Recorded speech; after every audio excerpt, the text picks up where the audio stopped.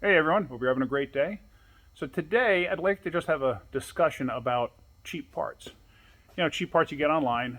Um, Usually they're Chinese parts. I'm sure 98% of them are Chinese parts. And the failure rate amongst these parts is just astronomical. Usually you get these parts and they last a day. They're garbage, absolute garbage, but people keep buying them.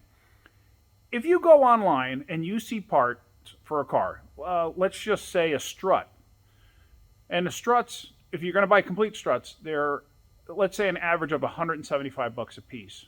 Average. You can find ones that are 300 bucks a piece, and you can find ones that are $75 a piece. Well, the ones that are $75 a piece are $75 a piece for a reason, and the reason is they are garbage. It's like anything else. Um, it's cheap for a reason. It's because the quality is not there. The quality doesn't exist. I have friends that do this for a living also. And for some reason, they decide that they want to use Chinese parts. And it's not just one person, it's a few of them. And their failure rate is incredible. And they're doing it because they want to save money.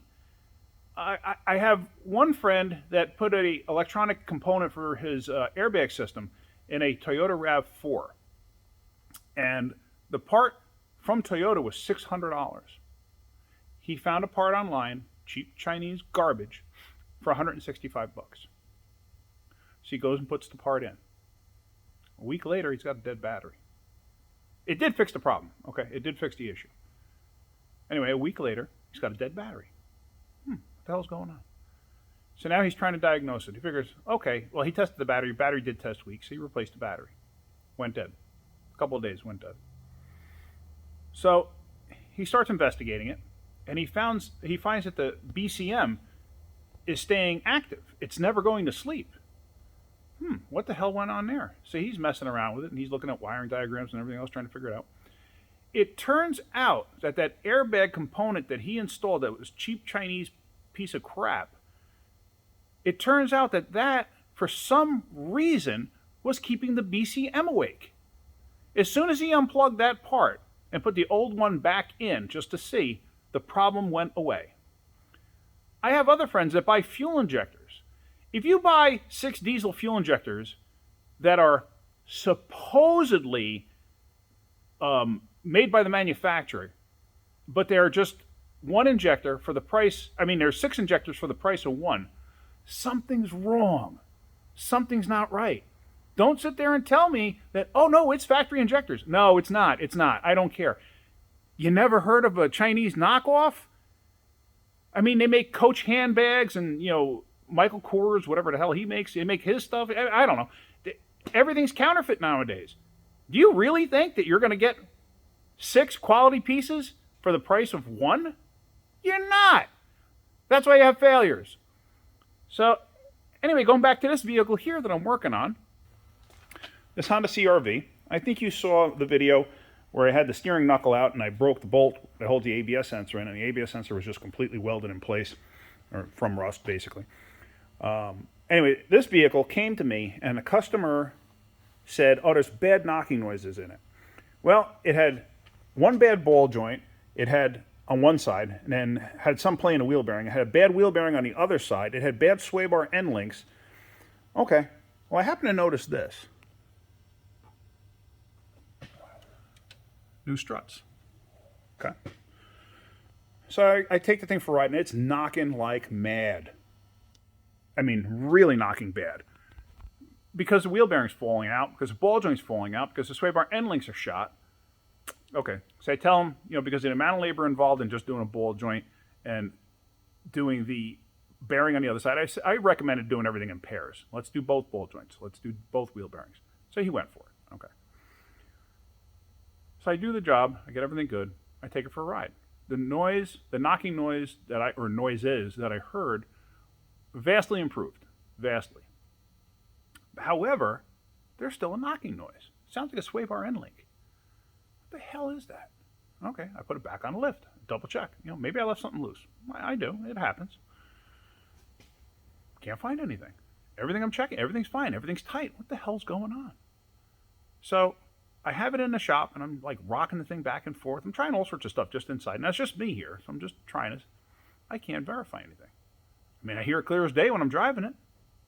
So then, I just happened to grab the steering wheel, and I rotated it back and forth a little bit. Let me show you.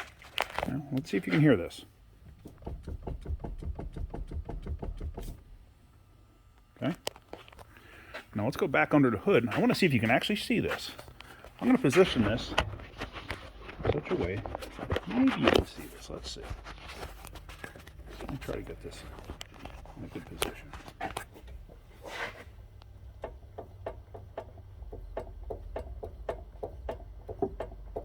I don't know if that's showing up on there or not. But that noise,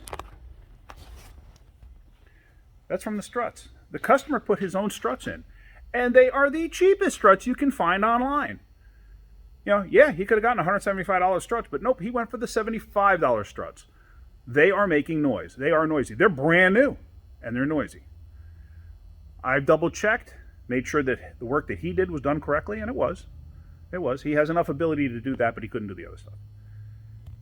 So my point behind this whole thing is stay away from cheap stuff.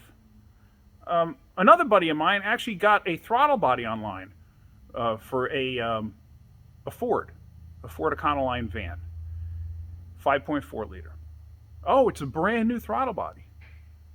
I don't give a, you know what, if it's brand new. It's the cheapest thing you could find online, wasn't it? I know you. I know that's what you did. It didn't work out of the box. That's what happens. You buy cheap, you get cheap. Anyway, that's the end of my rant. That's the end of my discussion about Chinese parts. I can't stand them, but they are everywhere. You can't avoid it most of the time nowadays. But if you do spend the money and buy the quality part, you usually do get a better part, and there's a reason for it. Better parts cost more money. You know, you want to make a customer happy? Okay, shock them with the price. Who cares? It's their car, not yours. You're not paying the bill.